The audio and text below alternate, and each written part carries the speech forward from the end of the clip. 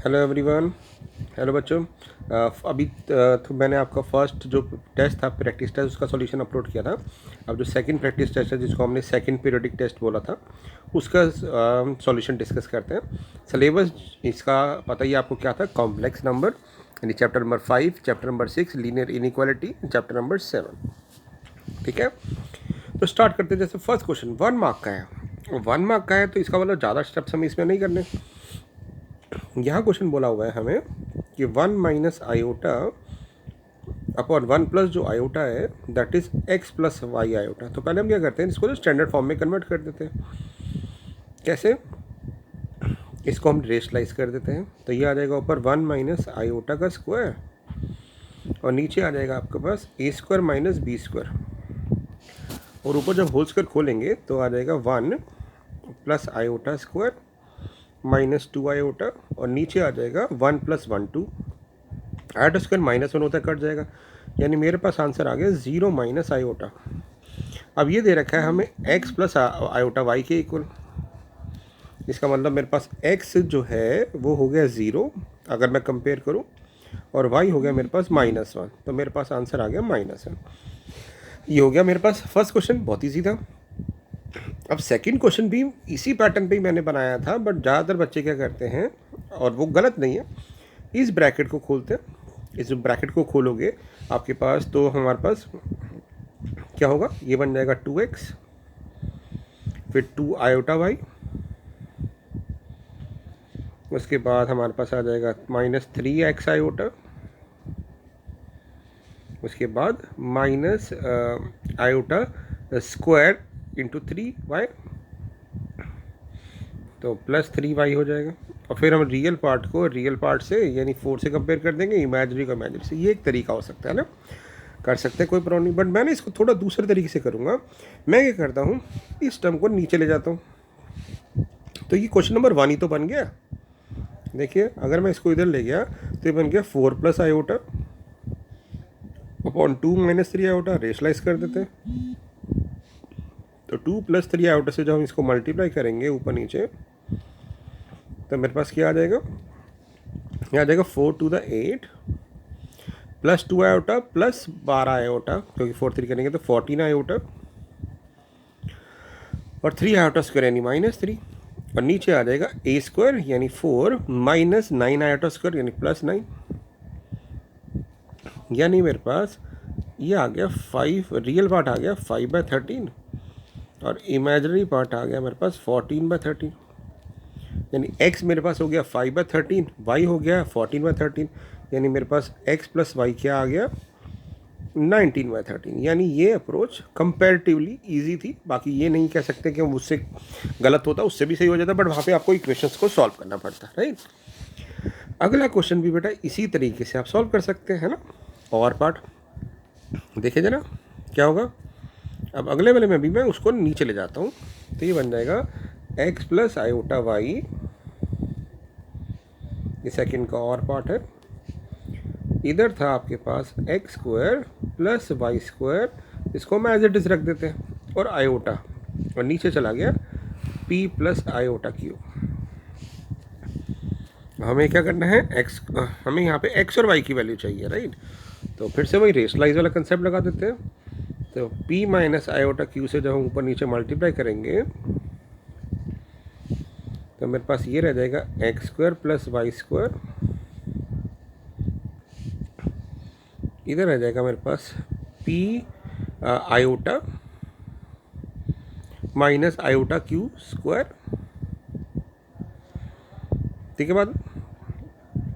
तो ये आ जाएगा आपके पास, ये मैंने प्लस क्यू क्यों रखा है क्योंकि आयोटा स्क्वायर इससे मल्टीप्लाई होगा तो प्लस क्यू कर देगा, और नीचे आ जाएगा P square plus q square, right. और ये है x प्लस आयोटा भाई। तो जब हम रियल पार्ट को रियल पार्ट से कंपेयर करेंगे तो ये आ जाएगा आपके पास q into x square plus y square upon p square plus q square, और यहाँ पे y आ जाएगा, कंपेयर करेंगे तो y आ जाएगा मेरे पास p into x square plus y square upon p square plus q square. ठीक है। अब यहाँ पे प्रॉब्लम एक हो रही है कि ये यहाँ पे एक बताना भूल गए कि यहाँ पे क्वेश्चन में एक मिस्टेक कह सकते हैं कि ये जो हम निकाल रहे हैं ये कैपिटल एक्स है, कैपिटल वाई है, और ये स्मॉल एक्स स्मॉल वाई है, ठीक है। तो ये एक मिस्टेक है, इसको आप समझ लीजिए कि एग्जाम में क्वेश्चन आएगा तो ये कैपिटल एक्स कैपिटल वाई होगी, यानी हमें कैपिटल एक्स निकालना है, यानी ये एक्स अलग है और ये एक्स अलग है। तो हम बेसिकली ये एक मिस्टेक कह सकते हैं इस क्वेश्चन में कि अगर एक्स और वाई मिक्स है तो हम सेपरेट नहीं कर सकते ना इसमें, तो हमारे पास एक्स की वैल्यू आ जाएगी दिस और वाई की वैल्यू आ जाएगी दिस। तो बट अप्रोच आप समझ गए क्या करना चाहिए। और थर्ड क्वेश्चन तो बहुत ही आसान था, यहाँ पे इनइक्वालिटी में दिया हुआ है, हमें क्या सॉल्व करना है, 2 - x ग्रेटर देन 8, तो -x ग्रेटर देन 6 हो जाएगा, 2 को लेंगे और जब माइनस से हम मल्टीप्लाई करते हैं इक्वलिटी चेंज हो जाएगी, तो हमारा आंसर आ जाएगा x लेस देन -6, और x लेस देन -6 है, इसका मतलब हो जाएगा x बिलोंग्स टू हो जाएगा -∞ से लेके -6, ठीक है। अब जो फोर्थ क्वेश्चन था इसको कई बार बच्चों ने बहुत लंबे तरीके से किया, जबकि एक प्रॉपर्टी लग सकती थी, बट फिर एक बार डिस्कस करते हैं। z अगर आप इसको सॉल्व करोगे a + b होल स्क्वायर खोलोगे तो क्या आ जाएगा, a² + b² 9i² plus 2ab होता है तो 12i हो जाएगा, और ये आ जाएगा आपके पास -5 है ना, क्योंकि 9i² -9 हो गया, और ये हमारा आंसर आ गया। अब ज़्यादातर बच्चों ने क्या किया, इसको पहले रेशलाइज किया, फिर जो कॉम्प्लेक्स नंबर आया सिम्प्लीफाई करके उसका मॉड लिया। बट हमें अगर आप ध्यान से देखो, एक प्रॉपर्टी मैंने आपको बताई थी कि अगर दो कॉम्प्लेक्स नंबर का अगर पूरे का मॉड लेना हो तो वो हमारे पास होता है mod z1 upon mod z2। तो मैं जो ऊपर 1 है उसको 1 + 0 आइटा लिख सकता हूँ, तो मुझे इस वाले z का मॉड अगर लेना है तो that will be equal to mod of this, यानी 1 + 0, और नीचे वाले नंबर का मॉड लेना है तो 25 + 144। तो इस तरह से हम अपना टाइम भी सेव कर सकते थे, तो हमारा मॉड z आ जाता 1/13, तो कोई मुश्किल नहीं थी, ठीक है ना। तो डिफ़िकल्ट क्वेश्चन नहीं था, सिर्फ प्रॉपर्टी लगा सकते हैं, ये वाली प्रॉपर्टी आप लगा सकते हैं, ठीक है, और ये यूज़फुल भी है, 1 मार्क में कई बार आ जाती है। अब अगले क्वेश्चन में चलते हैं, फिफ्थ क्वेश्चन में।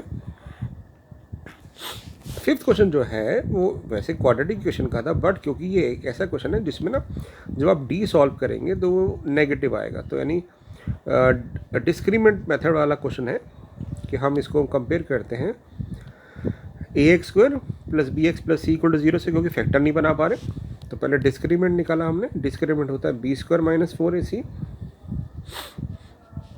यानी 8 का स्क्वायर -4 × 17, तो ये बन गया 64 - 68, तो -4 आ रहा है, तो रूट डी जो आ जाएगा वो आ जाएगा -4 का रूट, यानी 2i, क्योंकि -4 का रूट को हम ले सकते हैं ना, -1 × 4, और 4 का रूट 2 हो गया, और √- -1i होता है, तो इसलिए हमने ये कर दिया।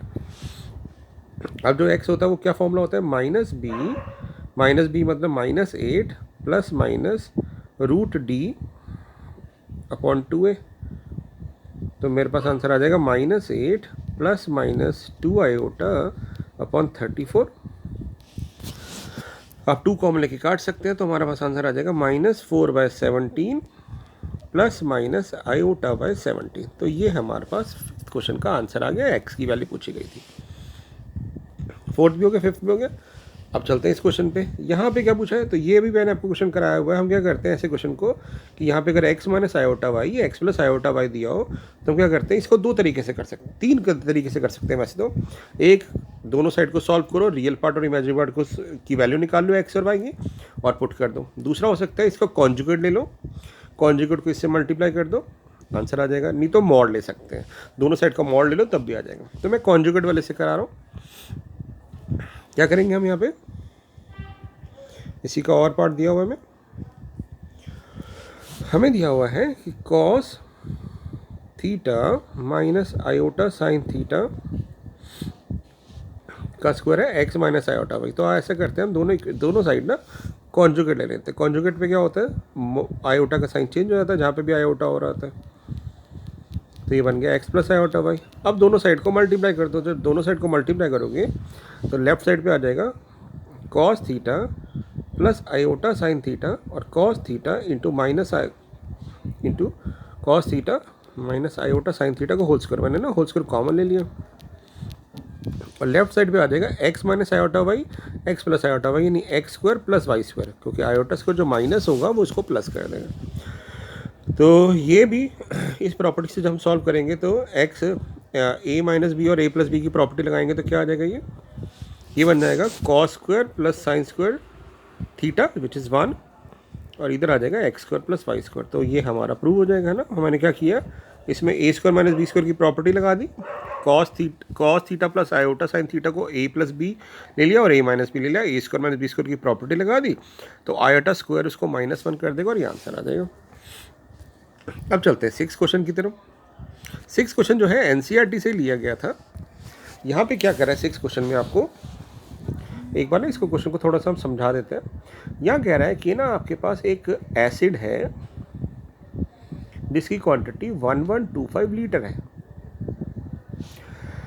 इसमें हमने वाटर मिलाया, हमें नहीं पता कितना वाटर मिला रहे, तो हम मान लेते हैं इसमें वाटर x लीटर मिलाया, तो जो टोटल क्वांटिटी होगी वाटर, टोटल क्वांटिटी होगी मिक्सचर की, वो क्या हो जाएगी, 1125 लीटर पहले था और x उसमें और मिला दिए, तो यानी टोटल हो गई क्वांटिटी 1125 प्लस x। और ये कह रहा है कि जो पहले एसिडिटी थी इसकी 45% थी, इसमें वाटर मिलाने पे ये एसिडिटी 25 से 30% के बीच में आ गई। और वाटर मिलाने पे ये एसिडिटी मोर देन 25% हो गई बट लेस देन 30% है। तो हमारे पास कितना वाटर मिला होगा ये बताना है। तो पहले बात करते हैं हम लेस देन की। तो मैं ये कह सकता हूँ कि ना 45% सॉल्यूशन जो एसिडिटी का था वो उसकी क्वांटिटी थी 1125, उसमें अगर मैंने वाटर ऐड कर दिया x लीटर, x की एसिडिटी तो कुछ होती नहीं वाटर की, तो इंटू 0% एसिडिटी हम बात करें एसिडिटी की, ये एसिडिटी जो है मोर देन 25% है पूरे सॉल्यूशन की, यानी this quantity is more than 25% of total quantity. और दूसरे में इसको लेस देन 30 कर देंगे। अब इसको सॉल्व करते हैं तो ये पार्ट तो 0 हो गया, 100 से 100 कट जाएगा, और यहाँ पे हम क्या करते हैं इसको कैंसिल आउट कर देते हैं। तो 5 से जब कैंसिल आउट करेंगे तो ये जाएगा 5 पे, ये जाएगा 9 पे, तो ये बन गया 9 इंटू 1125, ये ब्रैकेट ओपन करते हैं तो 5 इंटू 1125 प्लस 5x हो गया, इसको इधर लाके माइनस करेंगे तो ये बन जाएगा 4 into 1125 is more than 5x, 5 से इसको कट कर देते हैं तो ये आ जाएगा 5 to the 10 1 carry, 5 to the 10 2 carry, तो 5 पे चला जाएगा ये। इसको सॉल्व करेंगे तो ये आ गया 900, तो यानी x जो है 900 लीटर से लेस होगा। अब ये हमारा एक केस था। अब दूसरा केस की बात करते हैं। दूसरा केस क्या होगा, दूसरा केस बिल्कुल वही रहेगा कि 45% ऑफ मिक्सचर एसिड में टोटल क्वांटिटी 1125 थी, अगर मैं वाटर मिलाता हूँ, वाटर की क्वांटिटी का एसिडिटी 0 है, तो प्लस 0 ये वाला क्वांटिटी जो है लेस देन होना चाहिए 30% ऑफ टोटल, 30% टोटल मतलब 1125 प्लस एक्स, ठीक है, प्लस एक्स हो जाएगा। यहाँ पे शायद ये वर्क नहीं कर रहा है मेरा, प्लस एक्स, तो मैं इसको ना कट कर देता हूँ पहले, 100 से 100 कट जाएगा, तो मेरे पास 45 into 1125 less than 30 into 1125 plus x हो जाएगा। तो 15 के टेबल में कट रहा है, 2 पे ये 3 पे, तो 3 इंटू 1125 माइनस 2 इंटू 1125 और ये रह जाएगा 2x। तो यानी हम कह सकते हैं कि 1125 2x से छोटा है, तो 2 से डिवाइड कर देंगे तो x जो होगा ये हो जाएगा 5 × 5 6 2.5, यानी हम कह सकते हैं कि जो x की क्वांटिटी यानी वाटर की क्वांटिटी वो 562.5 लीटर से ग्रेटर होगी और 9 लीटर से लेस होगी। तो इतना अगर हम वाटर मिलाएंगे तो ये रिजल्टेंट हमारा सॉल्यूशन हो जाएगा। तो इस तरह के क्वेश्चंस को करे जाते हैं, एनसीईआरटी का ही मिसलेनियस का क्वेश्चन था। अब चलते हैं इस क्वेश्चन पे, ये पीएनसी का टॉपिक था। यह कह रहा है कि ना कितने 8 लेटर अरेंजमेंट हम बना सकते हैं जिनमें जो लेटर हम डॉटर वर्ड के लेंगे ना उनको हम ऐसे अरेंज करें कि वॉवल एक साथ आए। तो डॉटर की बात करें तो जब हम इसको डॉटर वर्ड काउंट करेंगे तो हमारे पास वॉवल कौन से आ रहे हैं, ए, फिर डी, यू भी वॉवल होता है, और जी, एच, टी, ई और आर, यानी 5 कॉन्सोनेंट है हमारे पास और 3 वावल है। वो कह रहा है कि भी ऐसे अरेंज करो कि वावल सारे एक साथ आए, ठीक है ना, ऑल वावल अकर टुगेदर।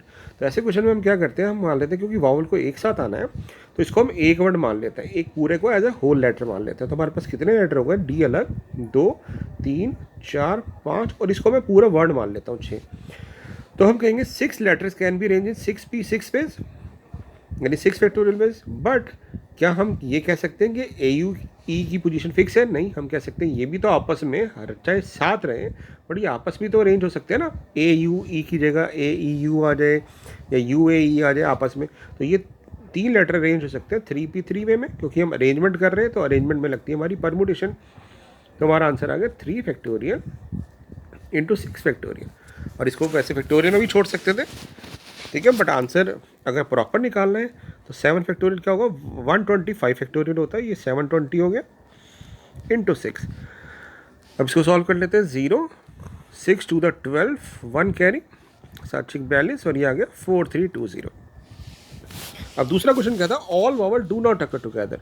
तो हम क्या करते हैं, हम ना टोटल केसेस निकाल लेते हैं। टोटल केसेस मतलब डॉटर वर्ड को जब हम अरेंज करेंगे सारे लेटर को तो कितने वे में अरेंज होंगे। तो हम कहेंगे भाई टोटल वर्ड्स तो हमारे पास है 8 वर्ड्स है, 8 लेटर है, तो 8 लेटर को हम अरेंज कर सकते हैं 8 वे में, यानी 8 फैक्टोरियल में। अब इस वाले टोटल में कुछ वर्ड ऐसे होंगे जिनमें सारे वावल एक साथ आ रहे होंगे और कुछ वर्ड ऐसे होंगे जिसमें सारे वावल एक साथ नहीं आ रहे होंगे। तो अगर टोटल में से मैं इन केस को माइनस कर दूंगा जिसमें वावल एक साथ आ रहे हैं तो रिमेनिंग हमारे पास कौन से रह जाएंगे, वो वाले वर्ड रह जाएंगे जिसमें वावल एक साथ नहीं आएंगे। तो हम कह सकते हैं कि the number of ways in which vowel do not occur together will be equal to total number of cases minus the number of cases in which vowel occur together. तो हम एक बार इसको सॉल्व कर लेते हैं। तो 8 फैक्टोरियल, वैसे आपको पता होना चाहिए कि जैसे 6 फैक्टोरियल 720 होता है, ऐसे 8 फैक्टोरियल जब हम माइनस करेंगे 4320, तो 8 फैक्टोरियल वैसे होता है हमारे पास 40320।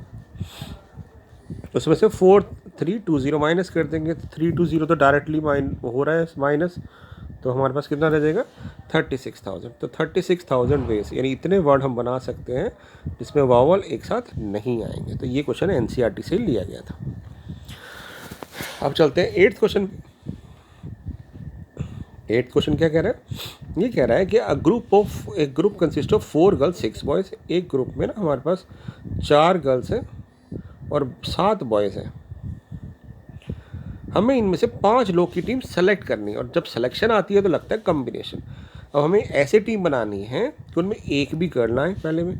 तो अगर एक भी गर्ल नहीं आएगी, यहाँ से कुछ नहीं आएगा, तो पाँचों के पाँचों बॉयज़ यहाँ आएंगे। तो कहेंगे इसका मतलब है कि 7 बॉयज़ में से हमें 5 बॉयज़ सेलेक्ट करने हैं, क्योंकि गर्ल्स में से तो कोई भी नहीं आना चाहिए।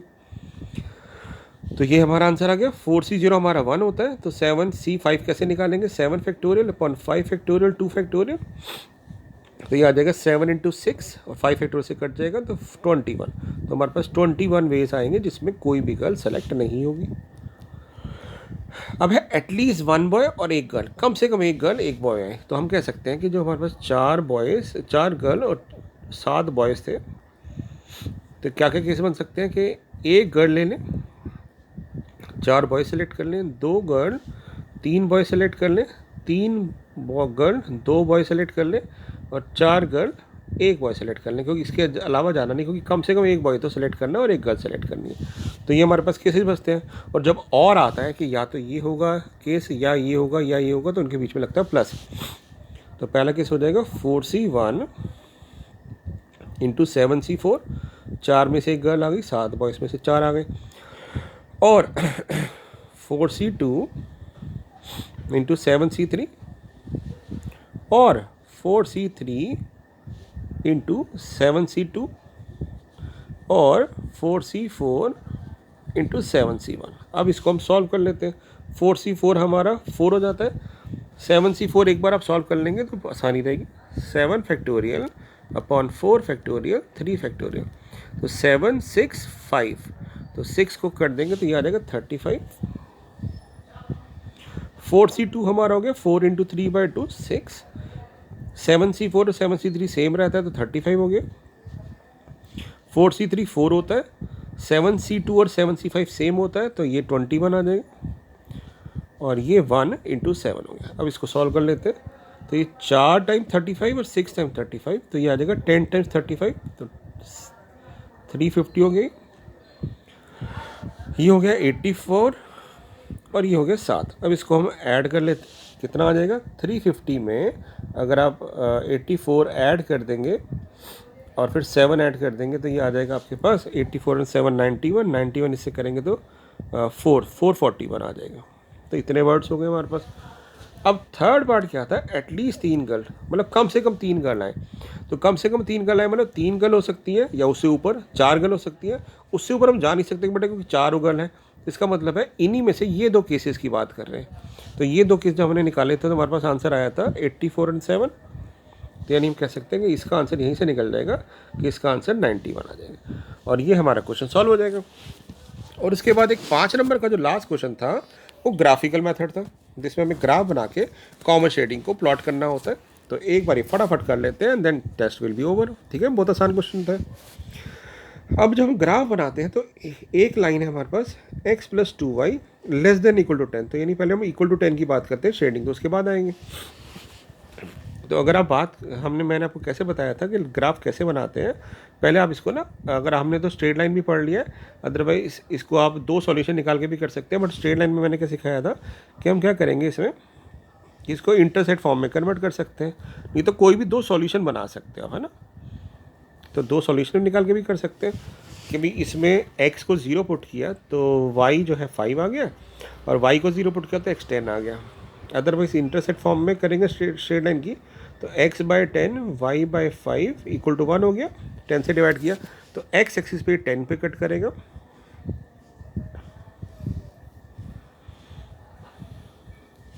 y एक्सिस पे ये 5 पे कट करेगा। तो मैंने एक का स्केल ले लिया।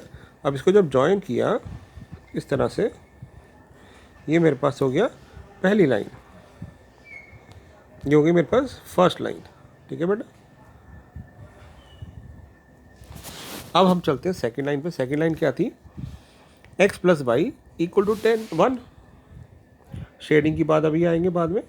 तो इसका मतलब ये तो ऑलरेडी स्टैंडर्ड फॉर्म में है, तो x एक्सिस पे 1 और y एक्सिस पे 1 पे कट करेगा, तो हम 1 1 पे ऐसे सीधे लाइन खींच देंगे।